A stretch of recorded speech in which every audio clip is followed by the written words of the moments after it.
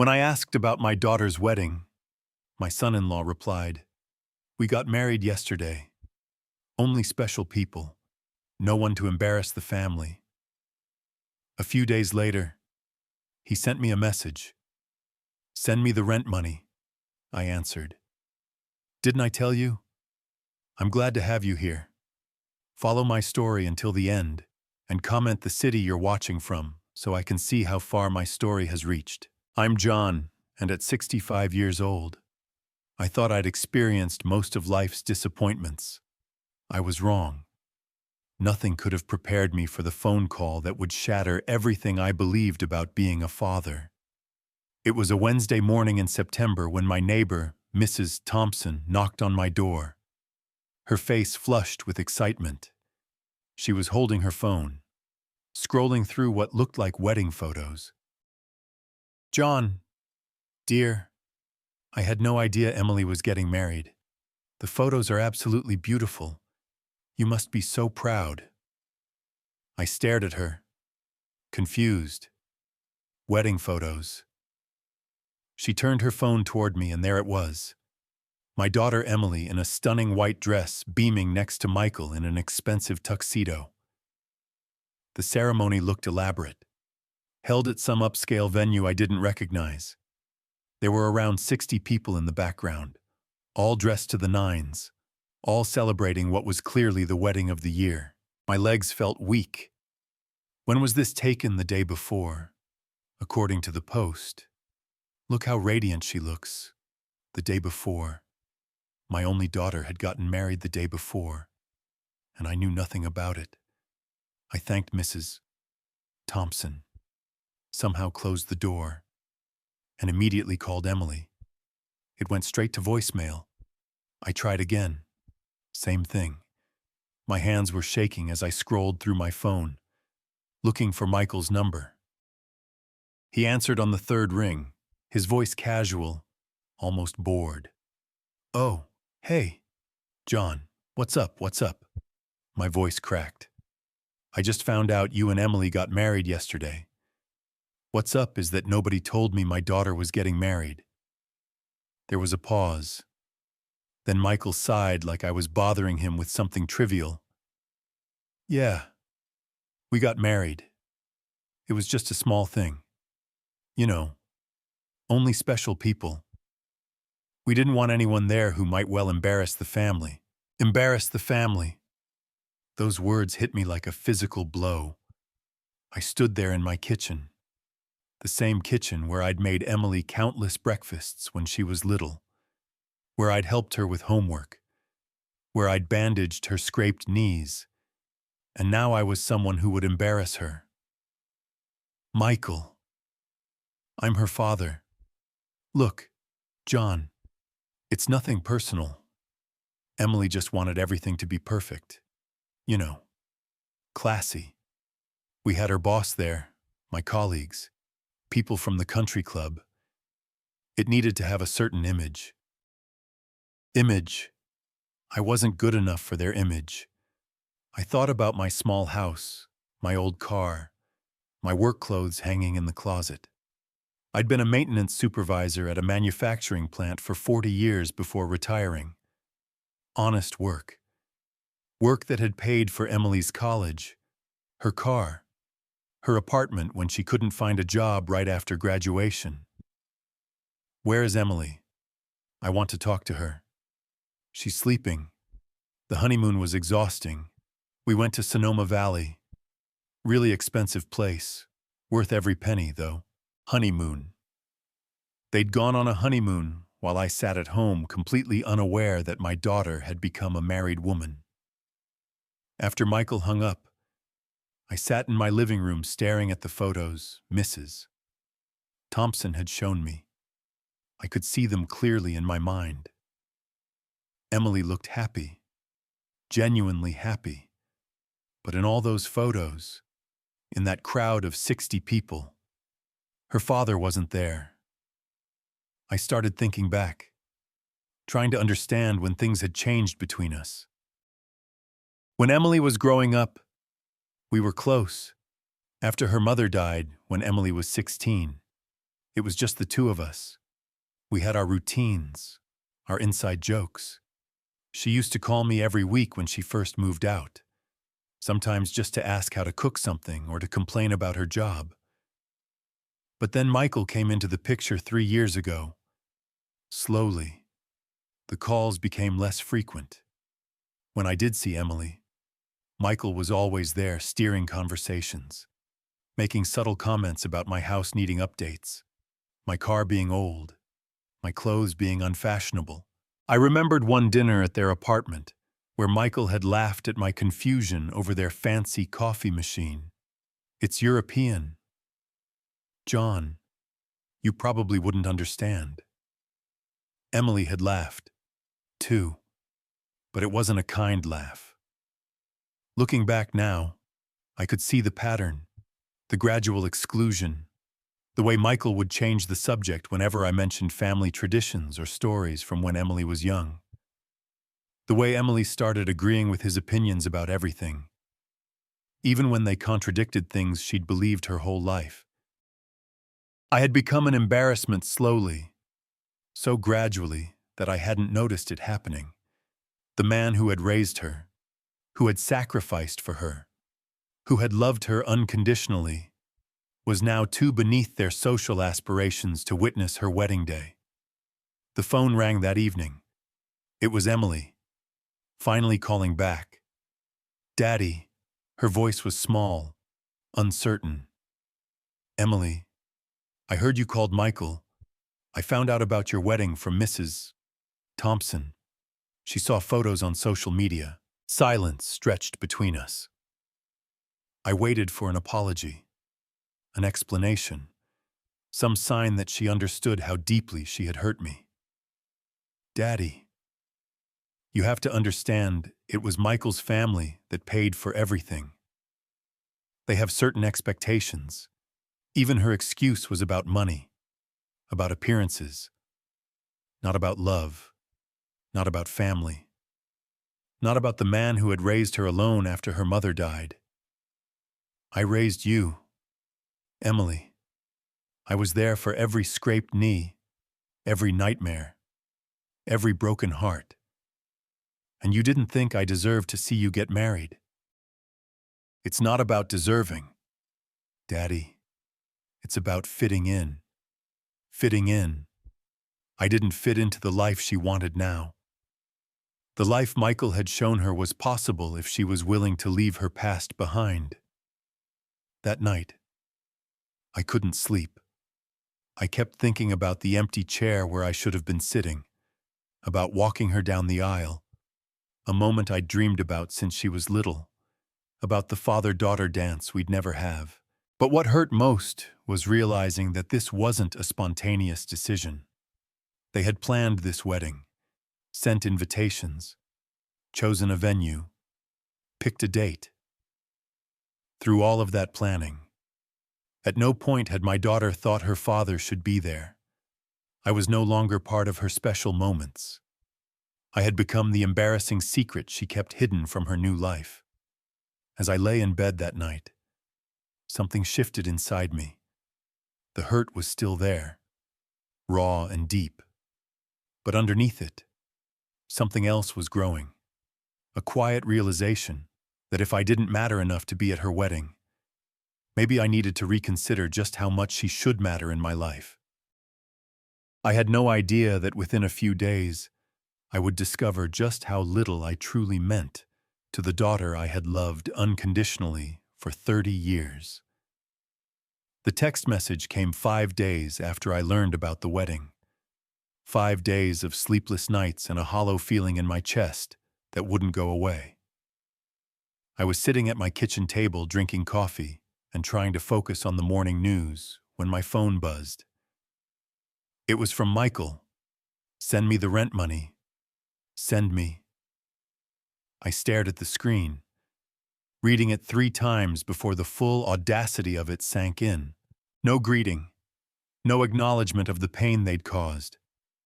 Just a demand for money, phrased like it was the most natural thing in the world. My hands trembled as I typed back, "What rent money?" His response came immediately for the apartment. It's due tomorrow. Send it to my account.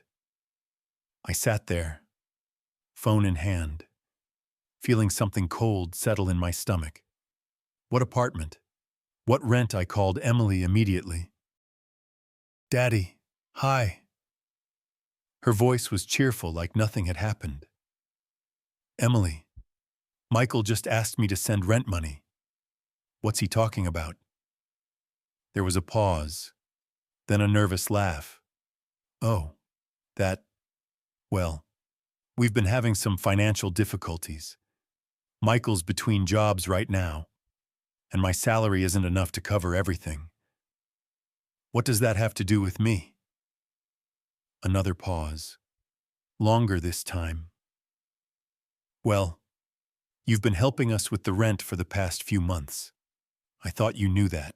I felt the blood drain from my face. I've been what? The rent. Daddy.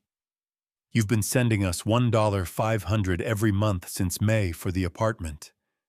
My mind raced back through my bank statements. There had been withdrawals. Yes, $1,500 every month.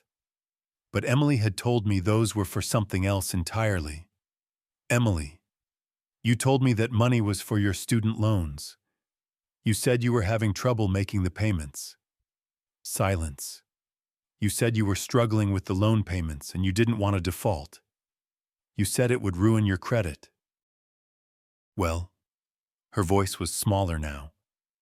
Technically, we were struggling financially. You lied to me. I didn't lie. Daddy, I just simplified the situation. Simplified. She had looked me in the eye for months, spinning stories about student loan hardships while actually using my money to pay for the apartment she shared with Michael, the apartment where they planned their secret wedding, the apartment I was apparently expected to keep funding while being too embarrassing to invite to their marriage ceremony. How long, Emily? How long have you been lying to me about what that money was for since May? But Daddy, we really needed help. Michael's firm laid him off, and I'm barely making enough at the gallery. May, 5 months of lies. 5 months of me believing I was helping my daughter avoid financial ruin while she was actually funding a lifestyle she couldn't afford with a man who considered me beneath their social circle. And you never thought to tell me the truth. I knew you'd worry, and I knew you'd want to meet with us about budgeting and all that. Michael doesn't really like when you get involved in our finances. Michael doesn't like it. My own daughter was letting her husband dictate whether her father could be involved in financial decisions that directly affected me. I hung up and immediately called my bank requesting the last 6 months of statements. As I sat there going through them, the full picture became clear. Every month since May, Emily had called with some crisis. The student loans in May, a medical emergency in June that turned out to be Michael's expensive dental work, car repairs in July that I later learned was actually Michael buying new rims for his BMW. Each time I had transferred the money without question because I trusted my daughter, because I believed she was struggling and needed her father's help, because I loved her enough to sacrifice my own small luxuries to make sure she was okay.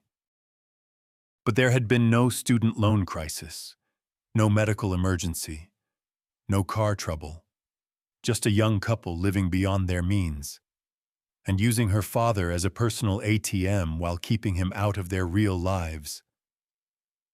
The phone rang. Michael, John, about that rent money. I really need it today. The landlord is being a real pain about late payments. Michael, Emily just told me the truth about what that money has been for. Yeah. Well, she shouldn't have. But whatever. The point is, we need it. I've got a job interview next week. So this should be the last time. The last time he said it like I owed him something. Like my daughter's lies entitled him to my retirement money. Michael, you didn't think I deserved to know that I was paying your rent. Look, John, I don't really have time for drama right now. Just send the money. Okay, we'll talk about it later. Drama wanting honesty from my own daughter was drama no. What I said, no. I'm not sending any money. There was a long pause. When Michael spoke again, his voice had changed completely. Gone was the casual dismissiveness. Now he sounded angry. John, you can't just cut us off like that. We're family now. Emily's your daughter. You have responsibilities. Responsibilities. To the man who had convinced my daughter I was too embarrassing for their wedding. My responsibility was to raise Emily to be honest and independent. Clearly, I failed at the first part. Jesus, John, don't be so dramatic. So, we didn't tell you exactly what the money was for. Big deal. The point is, we needed help and you helped. That's what families do. Is it what families do? Michael, because in my family, we invite each other to weddings. He hung up. 20 minutes later. Emily called back, crying. Daddy, please don't do this. Michael's really stressed about money. And if we can't pay the rent, we might get evicted. Then maybe you should have thought about that before lying to me for 5 months. I'm sorry. Okay. I'm sorry I didn't tell you the truth. But please, we really need this money. Emily, do you have any idea how this makes me feel? You've been taking my money while shutting me out of your life. You got married without telling me. And now you want me to fund the apartment you share with your husband. How does that make sense to you? It's not like that. Daddy, then explain to me what it is like. Michael says you wouldn't understand our lifestyle, that you'd judge our choices. What choices? Emily, living beyond your means, lying to your father, excluding family from the most important day of your life. You're being mean. Mean. I was being mean for expecting honesty and basic respect from my own daughter. That evening, I did something I should have done months ago. I went through every transaction, every lie, every manipulation. The money I'd sent wasn't just for rent. There had been other requests, always framed as emergencies or necessities. $400 for groceries that I later realized was their weekly wine budget. $600 for utilities during a month when I later learned they'd taken a weekend trip to the mountains. $900 for car insurance that coincided perfectly with Michael buying a new sound system for his BMW.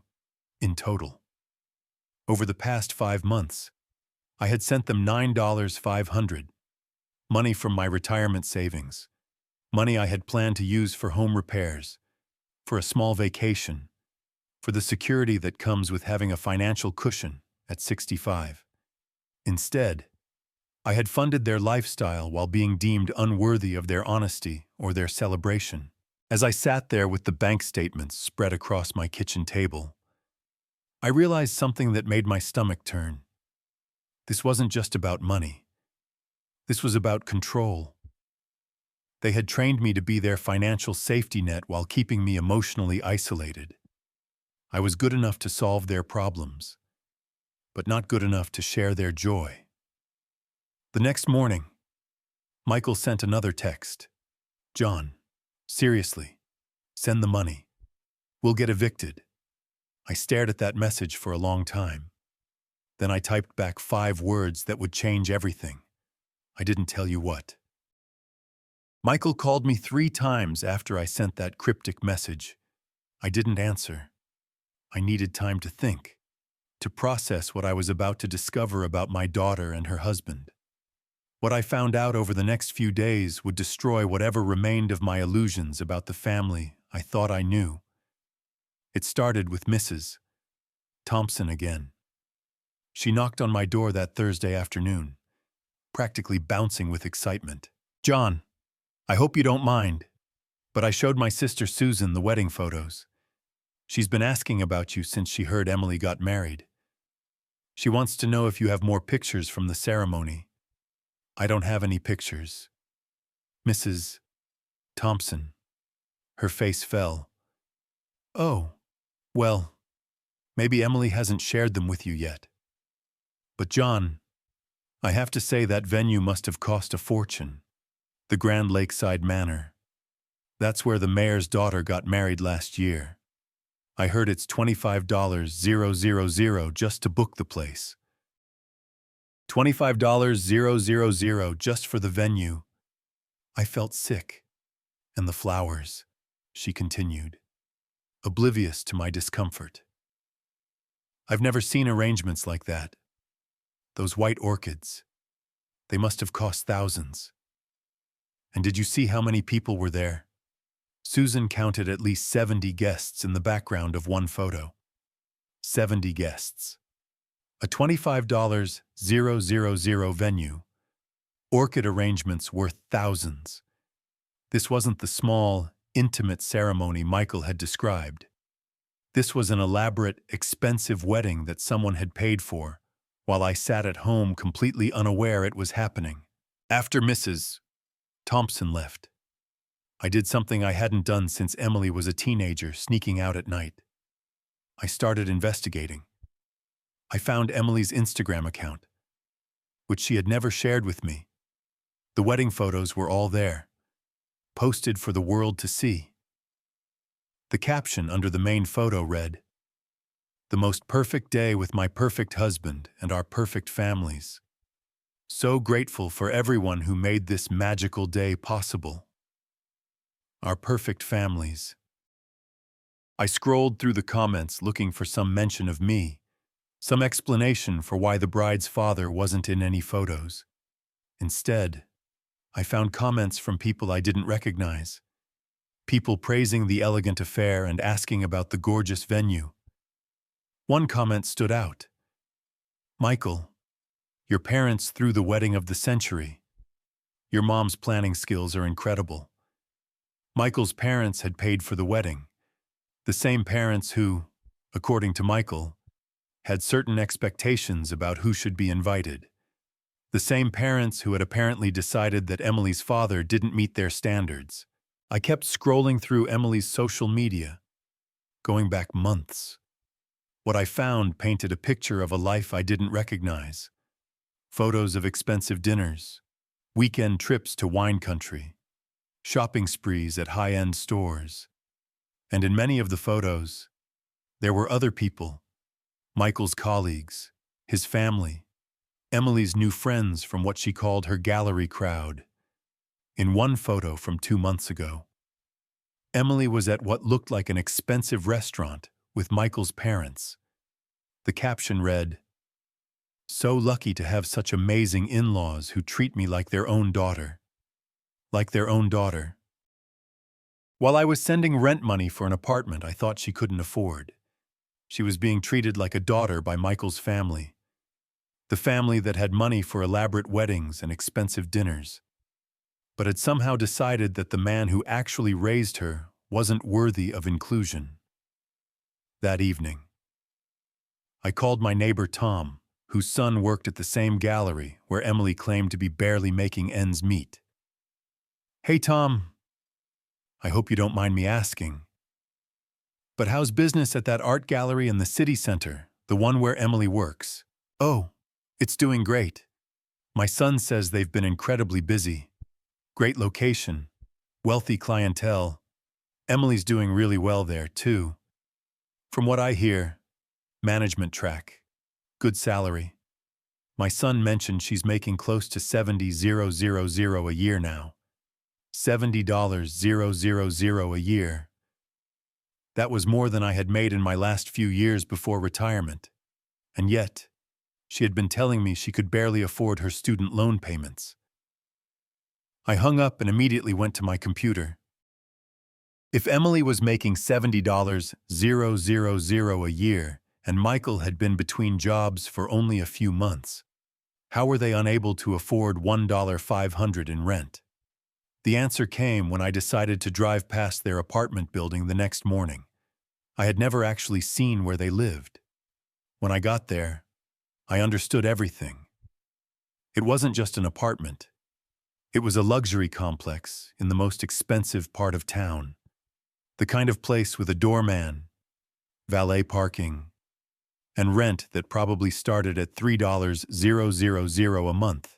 I sat in my car staring at the building, realizing that my $1,500 wasn't covering their rent.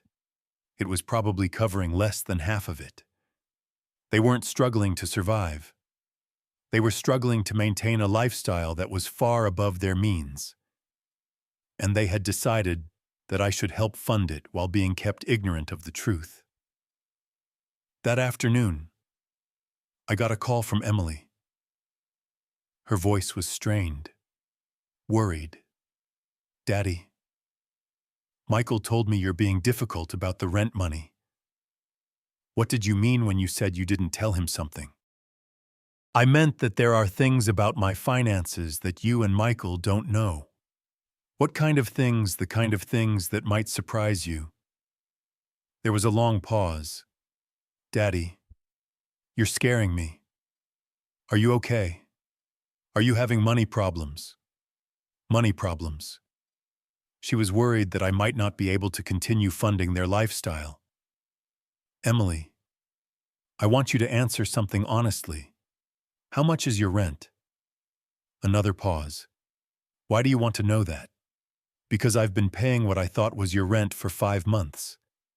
And I think I deserve to know what I'm actually paying for." "Daddy, it's complicated. It's a simple question. Emily, how much do you pay in rent every month?" $3,200. My heart sank. I had been sending them $1,500 toward a $3,200 apartment. An apartment that, combined with Emily's $70,000 salary, they should have been able to afford without my help if they had made reasonable choices. And Michael, what happened to his job? He's between positions right now. When did he lose his job? In March. March. He had been unemployed since March, but they hadn't asked for my help until May. That meant they had tried to maintain their expensive lifestyle for 2 months before deciding to bring me in as their financial backup plan. Emily, if Michael hasn't worked since March and you make $70,000 a year, why do you need my money, Daddy? $70,000 isn't as much as it sounds like. And Michael has certain expectations about how we should live. Expectations. Michael expected to live in a luxury apartment and maintain an expensive lifestyle even while unemployed. And my daughter had decided that I should help make that possible. What about Michael's parents? They paid for your wedding. Can't they help with living expenses? They don't believe in enabling dependency. They think Michael should figure things out on his own. The irony was stunning.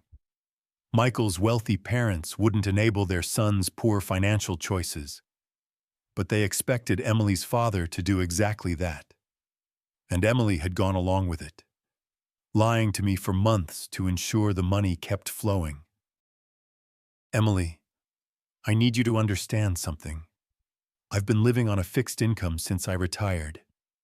The money I've been sending you has come from my savings. Money I set aside for emergencies, for home repairs, for the possibility that I might need medical care I can't afford.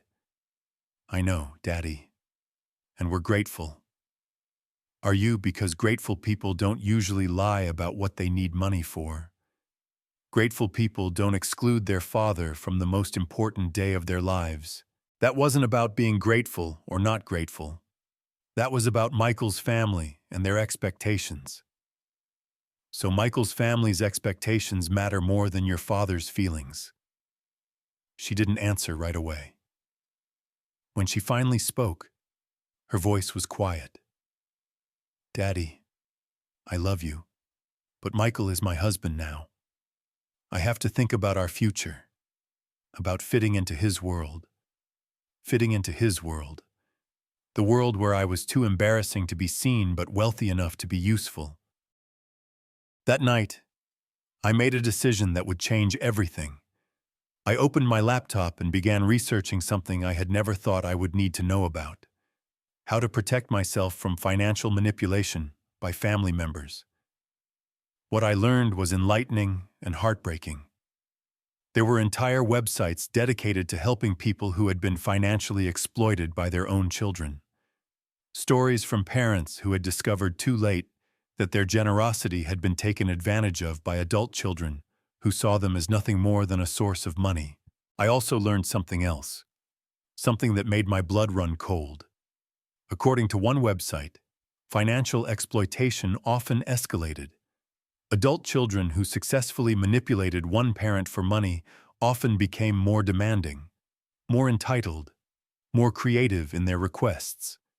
They frequently involve spouses or partners in the manipulation, creating a united front designed to maximize the financial benefit while minimizing the emotional connection. The pattern was predictable. Start with legitimate-sounding emergencies.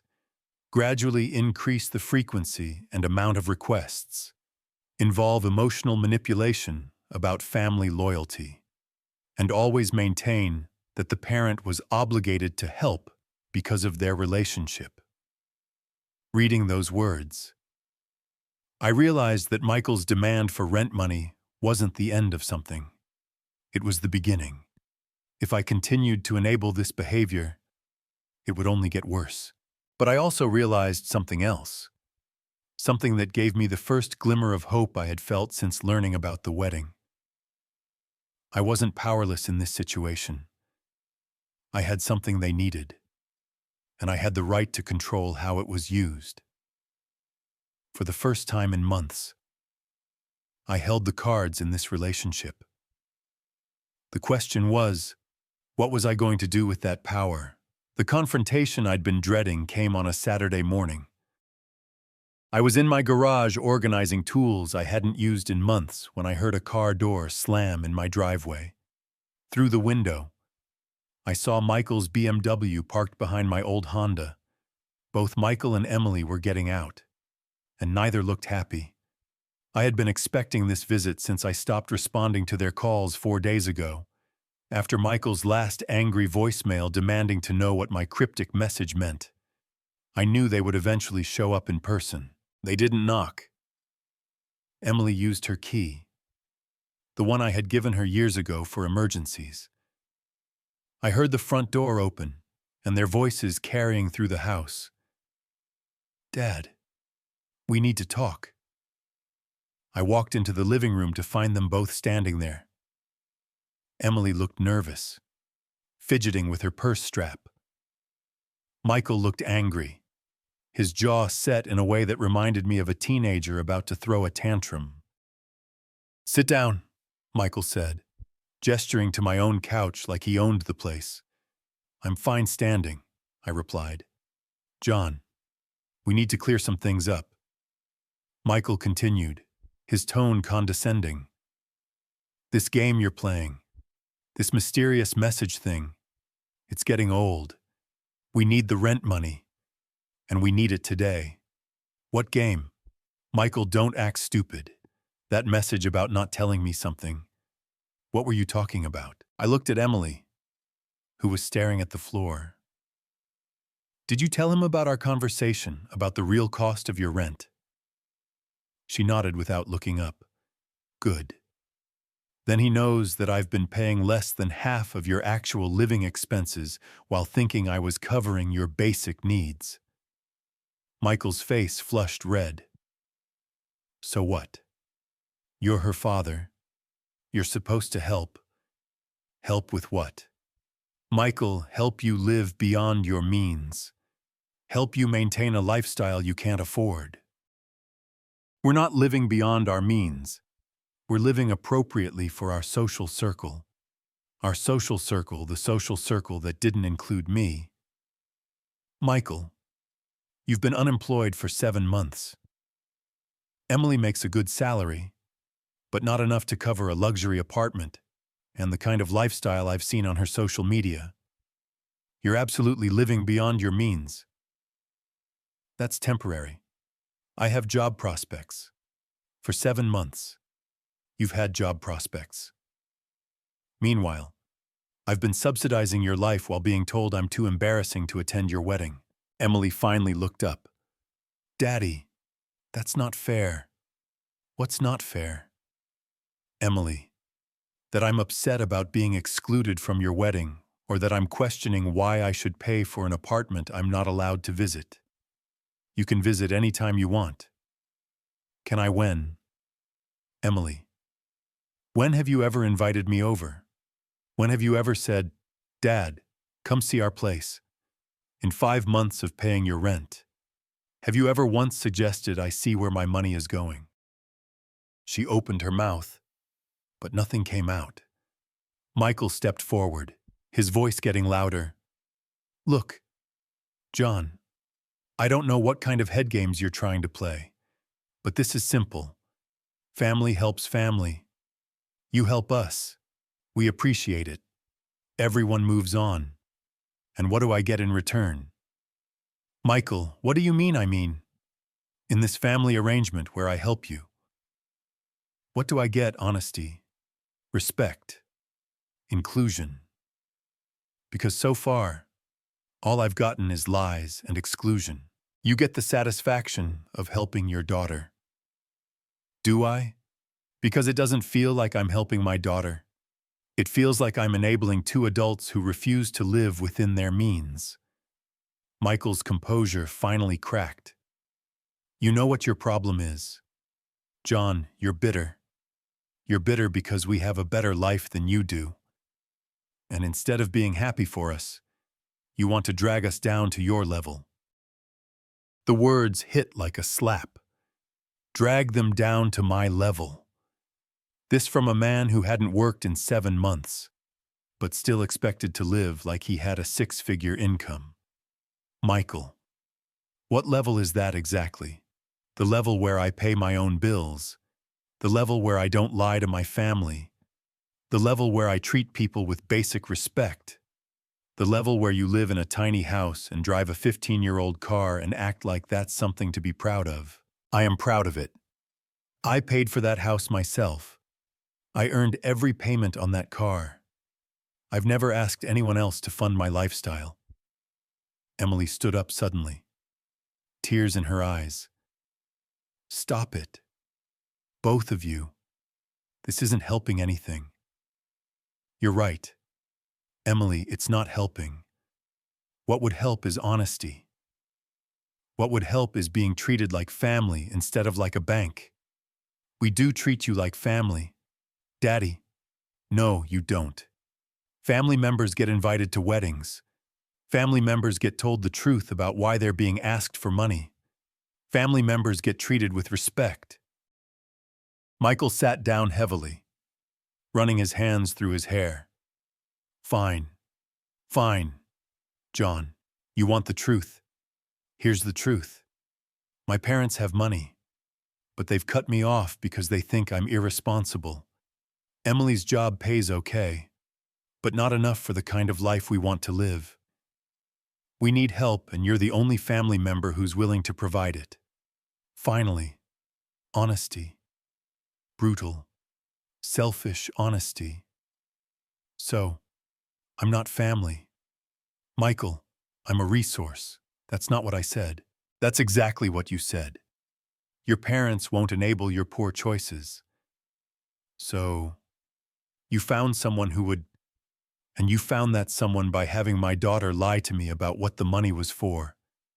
Emily was crying now. Daddy, please. We really do need help. If we get evicted, I don't know what we'll do. You'll do what every other couple does when they can't afford their lifestyle. You'll find a cheaper place to live. We can't do that. Michael's job prospects depend on maintaining a certain image. What job prospects? Emily, he's been unemployed for 7 months. Clearly, the image isn't working. Michael stood up abruptly. I don't have to listen to this from someone who doesn't understand how the professional world works. You're right. Michael, I don't understand how the professional world works. In my world, when you can't afford something, You don't buy it. When you need help, you ask honestly. When someone helps you, you treat them with respect. Your world is small, John. Maybe it is, but at least it's honest. They left 20 minutes later after Michael made several more demands for money, and Emily made several more tearful pleas about their desperate situation. I watched them drive away in Michael's BMW, probably heading back to their luxury apartment, and I felt something I hadn't expected. Relief. For months, I had been carrying the weight of their financial problems that I now realized were entirely self-created. They weren't struggling because of bad luck or unforeseen circumstances.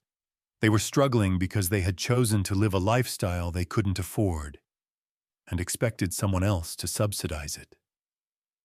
That evening, I did something I hadn't done in years. I called my brother David in Chicago. John, good to hear from you. How are things? They've been better. David, I need some advice. I told him everything. The secret wedding, the lies about the money, the confrontation that morning. David listened without interrupting, occasionally making small sounds of disbelief. Jesus. John, I'm sorry. That's brutal. The thing is, David, I don't know what to do. She's still my daughter. Is she, I know she's your biological daughter, but is she acting like your daughter? The question hit me hard because I knew the answer. What would you do? David, honestly, I'd cut them off completely, but that's easy for me to say since it's not my kid. But what if she really does get evicted? What if they end up homeless, John? They won't end up homeless. Michael's parents have money. Emily has a job. They have options. They just prefer the option where you pay for their choices. After I hung up, I sat in my living room thinking about what David had said. They had options. They weren't helpless victims of circumstances beyond their control. They were adults who had made a series of poor decisions and were looking for someone else to bear the consequences. But there was something else bothering me. Something that went beyond the money and the lies. It was the way Michael had spoken to me in my own home. The casual disrespect. The assumption that he could make demands of me. The suggestion that my life was somehow inferior to theirs. I had spent my entire adult life working hard, saving money, living within my means. I had raised a daughter on my own after my wife died, sacrificing my own wants to make sure Emily had what she needed.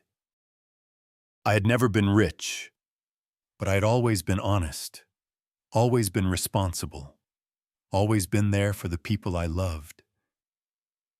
And now I was being told that my life was small by a man who couldn't hold a job and expected his father-in-law to pay his bills. That night, I made a decision that would change everything. I wrote a letter to Emily explaining exactly how I felt and exactly what I was going to do. I didn't mail it that night. I wanted to sleep on it to make sure I was making the right choice, but as I lay in bed, I realized something important. For the first time in months, I felt like myself again. Not like a walking ATM. Not like an embarrassing relative. Not like someone whose only value was financial. I felt like a man who deserved better than what he was getting from the people who were supposed to love him most. The next morning, I mailed the letter. In it, I told Emily that I would no longer be sending money for any reason. I told her that when she was ready to have an honest relationship with her father, she could call me, and I told her that I loved her, but I wouldn't allow myself to be used anymore. 3 days later, my phone started ringing. I didn't answer. I wasn't ready to hear the arguments, the pleas, the accusations. I needed time to get used to the idea that I had finally stood up for myself. What I didn't know was that my decision would force a confrontation that would reveal just how deep the manipulation went and how far Michael was willing to go to maintain control over the situation. I was about to discover that the rent money was just the beginning of what they had planned for me. The pounding on my door started at 7:30 on a Thursday morning, 2 weeks after I had sent the letter, cutting off all financial support.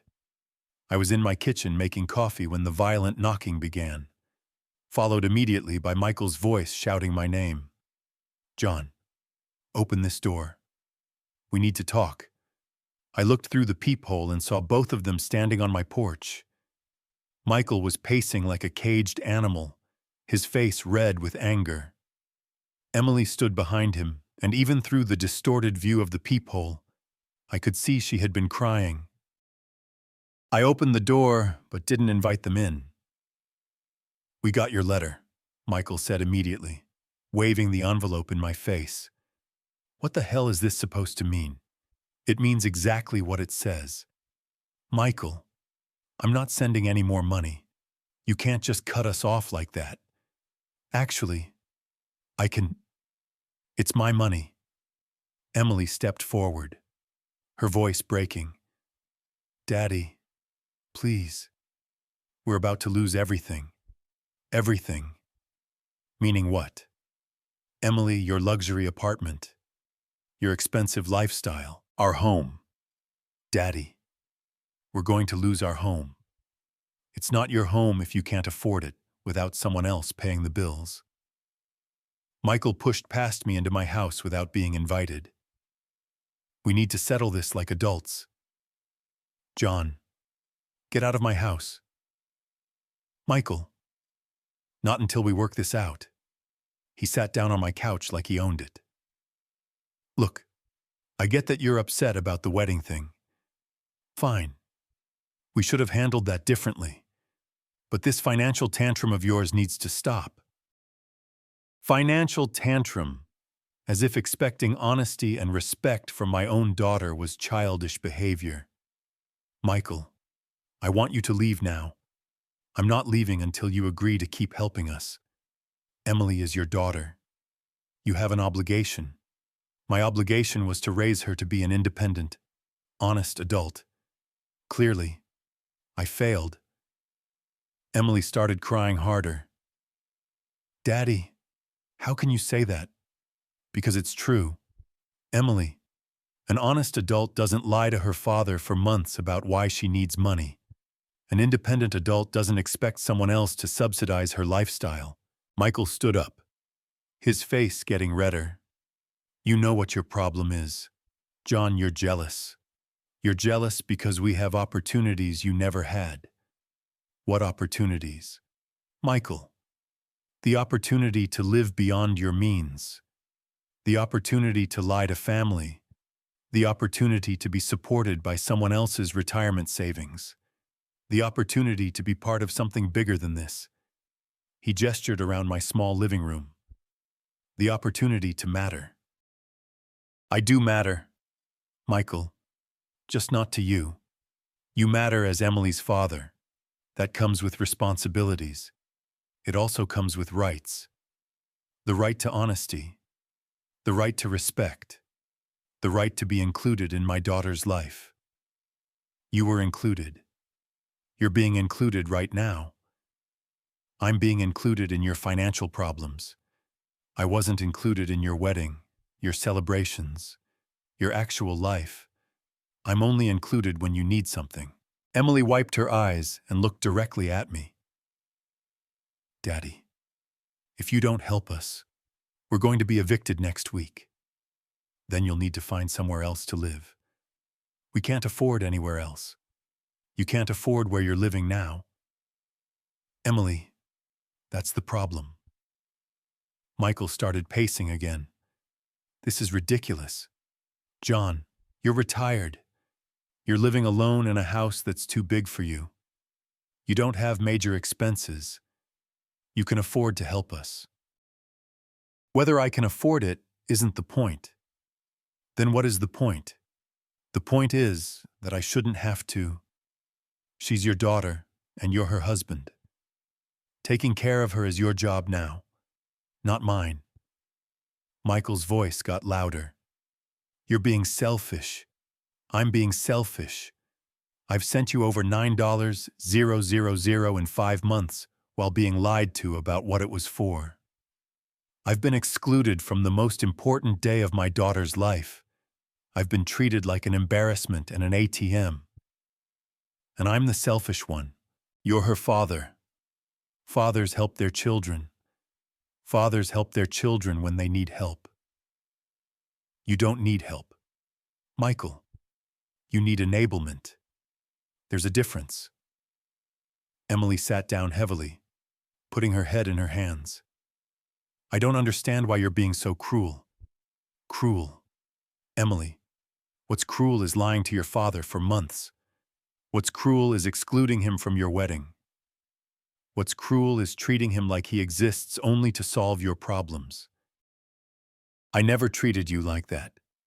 Then explain to me why I haven't been invited to your apartment. Explain why you never call just to talk. Explain why the only time I hear from you is when you need money. She couldn't answer because we both knew the truth. Michael stopped pacing and turned to face me directly. Fine. You want to play hardball? Let's talk about what happens when you get old. John, really old. When you need help with things you can't do anymore. Who do you think is going to take care of you? The threat was barely veiled. Help us now or don't expect help when you need it. Are you threatening me? Michael, I'm explaining reality. Family relationships are reciprocal. You help us now. We help you later.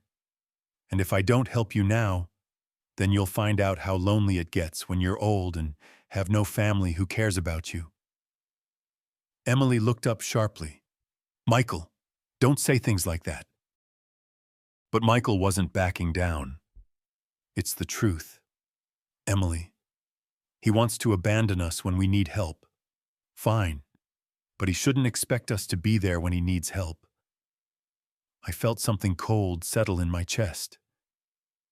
This wasn't just about money anymore. This was about power, about control, about Michael trying to ensure that I would remain their financial resource by threatening to isolate me completely if I didn't comply. Michael, are you saying that my relationship with my daughter depends on whether I continue to pay your bills?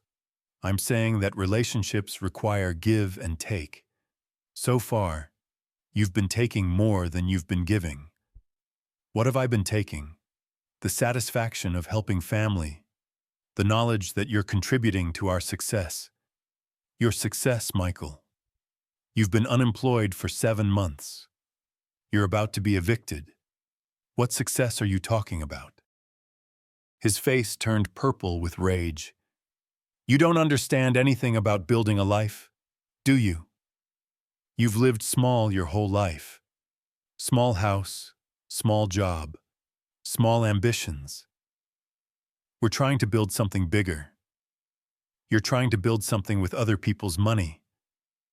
We're trying to build something that will last by lying and manipulating people who love you by doing what we have to do to succeed. I looked at Emily, hoping to see some sign that she disagreed with Michael's approach, some indication that she understood how wrong this all was. Instead, I saw her nodding along with his words. Emily, do you agree with Michael? Do you think lying to me was justified? She was quiet for a long moment. When she finally spoke, her voice was small but clear. I think we did what we had to do to survive. Survive. They had been surviving in a luxury apartment, taking expensive trips, living a lifestyle far above their means, all while telling me they were struggling to pay basic bills. And you think it's right to threaten me with abandonment if I don't continue to fund your lifestyle? Another long pause. I think families should support each other, even when that support is based on lies, even when it's complicated. That was when I knew, really knew. This wasn't a temporary situation brought on by Michael's unemployment. This wasn't a desperate young couple making poor choices under pressure. This was a calculated long-term strategy to use me as their financial safety net while keeping me emotionally isolated. Michael had trained my daughter to see me as a resource rather than as a father. He had convinced her that lying was acceptable if it served their purposes, and he had made it clear that my value to them was entirely dependent on my willingness to continue funding their choices. "I want both of you to leave," I said quietly. "John, we're not done talking." Michael replied, "Yes, we are. Get out of my house. You're making a mistake," Michael said as he headed toward the door. "A big mistake. Don't come crying to us when you realize what you've thrown away." Emily stopped at the door and turned back to me. "Daddy, please just think about it. We really do need help. What you need, Emily, is to learn how to live within your means. What we need is for you to act like a father." I have been acting like a father. I raised you. I supported you. I loved you unconditionally. But being a father doesn't mean being a permanent ATM. It means being there when your family needs you. I was there. Emily, I was there for 26 years, but you decided I wasn't good enough to be there for your wedding day. She started crying again, but this time I didn't comfort her. I couldn't because I finally understood that her tears weren't about sadness or regret. They were about frustration, that her manipulation wasn't working anymore. After they left, I sat in my living room for a long time thinking about Michael's threat, the suggestion that my relationship with my daughter was contingent on my financial support, the implication that I would be abandoned in my old age if I didn't continue to enable their poor choices. I realized that Michael had revealed something important. He had shown me that in his mind, and apparently in Emily's mind. I had never been valued for who I was. I had been valued for what I could provide. The father who had raised her, who had sacrificed for her, who had loved her unconditionally, wasn't enough. The only version of me that mattered to them was the version that wrote checks and asked no questions. That evening, I did something I had been putting off for weeks. I called a lawyer, not because I wanted to take legal action against them, but because I wanted to protect myself. Michael's threat about my future care had been clear enough. If I was going to be on my own as I aged, I needed to make sure my assets were protected, and my wishes were clearly documented. I also needed to make sure that if something happened to me, my money wouldn't automatically go to people who had already proven they couldn't be trusted with it. As I made that call, I realized something that should have made me sad, but actually made me feel relieved. I was finally free to make decisions based on what was best for me rather than what would keep my daughter and her husband happy. For the first time in months, I was putting myself first, and it felt like the right thing to do. 8 months passed before I heard from them again.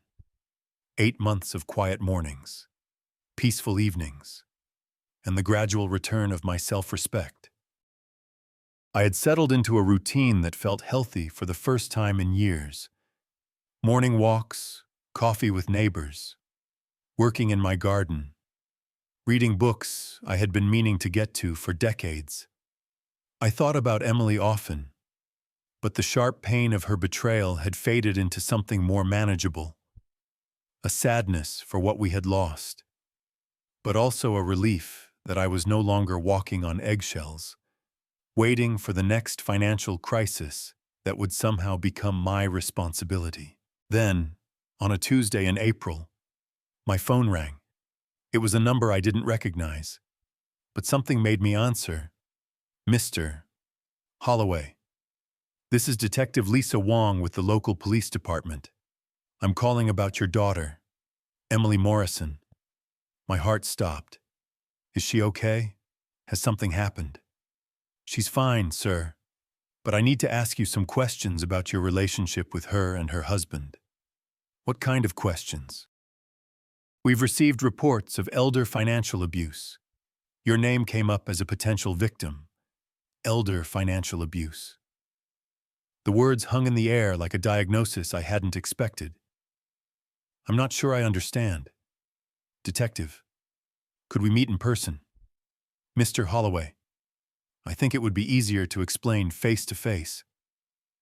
An hour later, Detective Wong sat in my living room, a woman in her 40s with kind eyes and a no-nonsense manner. She pulled out a small notebook and looked at me carefully. Mr.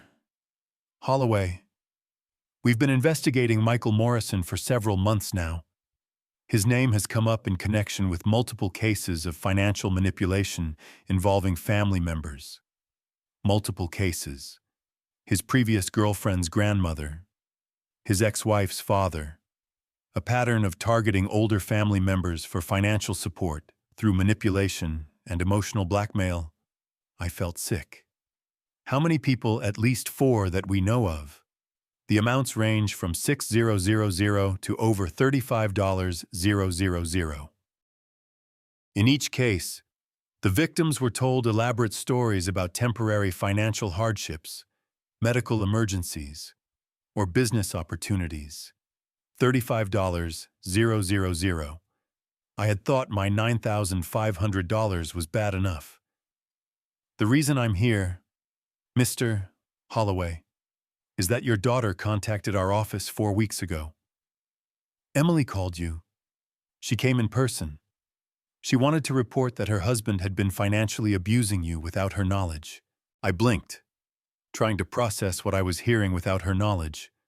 According to your daughter, she recently discovered that Michael had been lying to her about your financial contributions.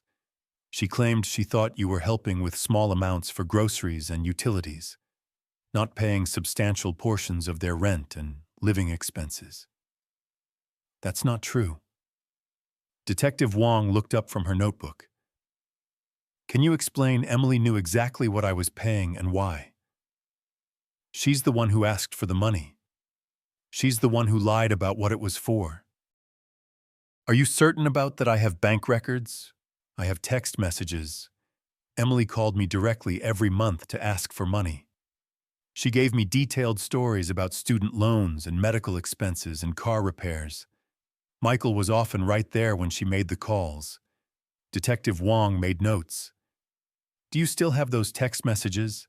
Some of them, Mr. Holloway. I need to tell you something else. Your daughter is filing for divorce. The room seemed to tilt slightly. Divorce. She filed papers 2 weeks ago. She's claiming that Michael manipulated her into participating in financial fraud against you, and that she's willing to testify against him if charges are filed. I sat back in my chair, trying to understand what was happening. Emily was divorcing Michael and claiming he had manipulated her into lying to me. But I knew that wasn't true. I had spoken directly with Emily every time money changed hands. Detective, I need you to understand something. My daughter was a willing participant in this. She wasn't manipulated. She was a partner. Are you willing to make a formal statement to that effect? I am. Detective Wong closed her notebook. Mr.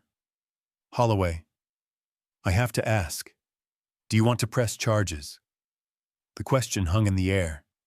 Did I want to press charges against my own daughter, against the girl I had raised, loved, sacrificed for? Can I think about it? Of course. But I should tell you, if you don't press charges, Michael will likely face minimal consequences. And your daughter's divorce attorney is already working on the narrative that she was an innocent victim of her husband's manipulation. After Detective Wong left, I sat in my garden for hours, thinking about what she had told me. Emily was trying to rewrite history, to paint herself as another victim of Michael's schemes rather than as a willing participant. The worst part was that it was a smart strategy. Everyone would want to believe that a daughter had been manipulated into betraying her father rather than accepting that she had made a calculated choice to prioritize money over family. But I knew the truth. I had been there for every phone call, Every tear-filled story about financial hardship.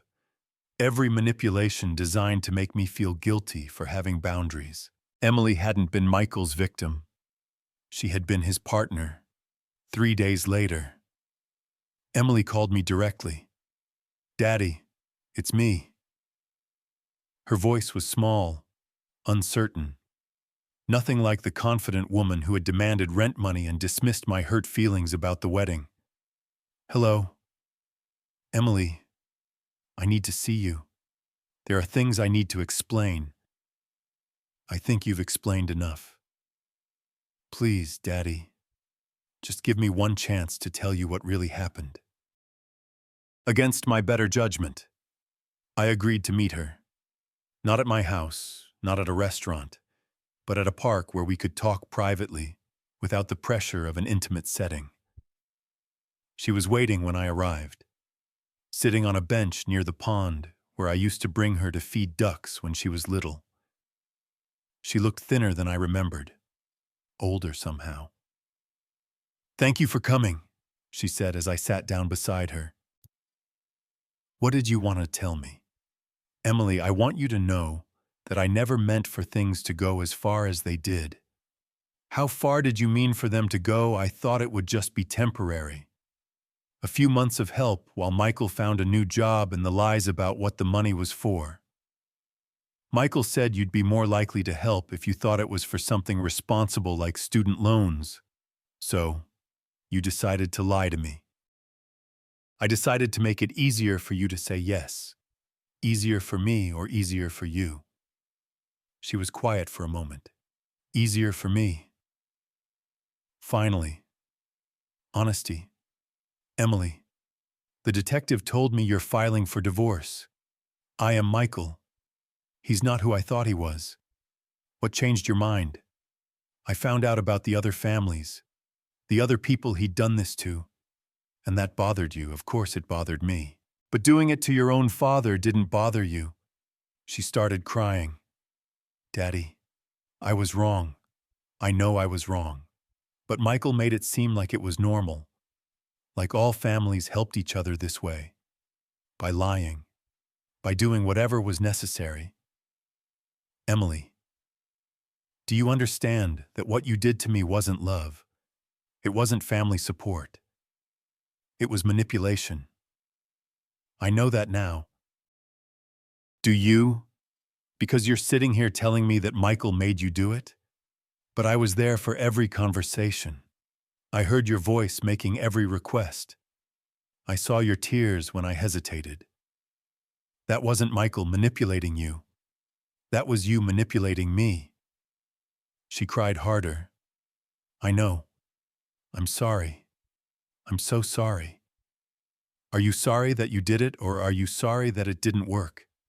"I'm sorry that I hurt you." "Are you sorry that you lied to me?" A longer pause. "Yes." "Are you sorry that you excluded me from your wedding?" "Yes." "Are you sorry that you treated me like an ATM instead of like your father?" "Yes." "Then why, Emily, are you telling the police that Michael manipulated you into doing all of this?" She wiped her eyes. "Because I need to protect myself." There it was. The truth behind the tears and the apologies. She wasn't sorry for what she had done to me. She was sorry for the consequences she was facing, and she was willing to throw Michael under the bus to avoid them. Emily, I want you to listen to me very carefully. I'm not going to press charges against you or Michael. Her face lit up with relief, but I continued.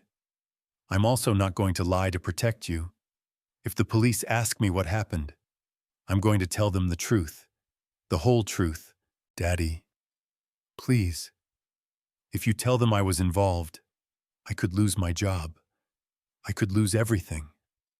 You should have thought about that before you decided to lie to your father for months. Please, I'm begging you. Emily, you made choices, adult choices. You chose to lie, to manipulate, to exclude me from your life while taking my money. Those choices have consequences. but I'm your daughter. Are you? Because daughters don't usually treat their fathers the way you treated me. She stared at me, and I saw something in her eyes I had never seen before. Fear, real fear, that she might actually have to face the consequences of her actions without someone else stepping in to protect her.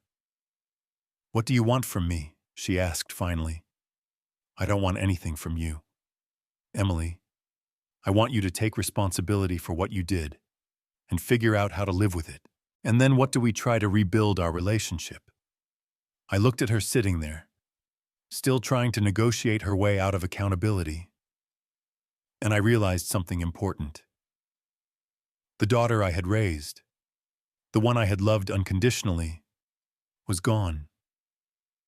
Maybe she had never really existed at all. I don't know, Emily. That depends on who you decide to become. 6 months later, I heard through neighbors that Michael had pleaded guilty to elder fraud charges and received probation and restitution orders. Emily had avoided criminal charges, but lost her job when the investigation became public. They had both moved away separately. Michael back to his parents' house. Emily to an apartment across town that she could actually afford on her reduced income. I never heard from either of them again. But I did hear something else. Mrs. Thompson told me that her niece, who worked at a legal aid clinic, had mentioned a young woman who had come in seeking help with bankruptcy proceedings. A woman who had learned too late that the lifestyle she thought she deserved had cost her everything that actually mattered. I felt sad when I heard that. Not because I wanted to help, but because I realized that some lessons can only be learned the hard way. As for me, I found something I hadn't expected. Peace. Real peace. The kind that comes from knowing you've stood up for yourself, set appropriate boundaries, and refused to be used by people who should have loved you better. I started volunteering at a senior center, helping other older adults navigate family financial issues. I made new friends, people who valued my company rather than my bank account. I traveled a little, something I hadn't been able to afford when I was funding someone else's lifestyle. Most importantly, I learned that family isn't about blood or obligation. It's about mutual respect, honesty, and genuine care for each other's well-being. I have that now with the people I've chosen to be my family. People who would never dream of lying to me or using me or excluding me from their important moments. I'm 66 now, and for the first time in years, I'm genuinely happy. Not because I have everything I want, but because I finally have something I had lost. My self-respect. Sometimes the best thing you can do for someone you love is to stop enabling them to hurt you. Sometimes the kindest thing you can do is to let them face the consequences of their choices. And sometimes the family you build is better than the family you were born into. I learned all of that the hard way. But I learned it. And that knowledge, painful as it was to acquire, has given me something invaluable. The freedom to live the rest of my life on my own terms.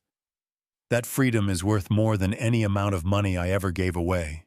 Now, I'm curious about you who listened to my story. What would you do if you were in my place? Have you ever been through something similar? Comment below. And meanwhile, I'm leaving on the final screen 2 other stories that are channel favorites, and they will definitely surprise you. Thank you for watching until here.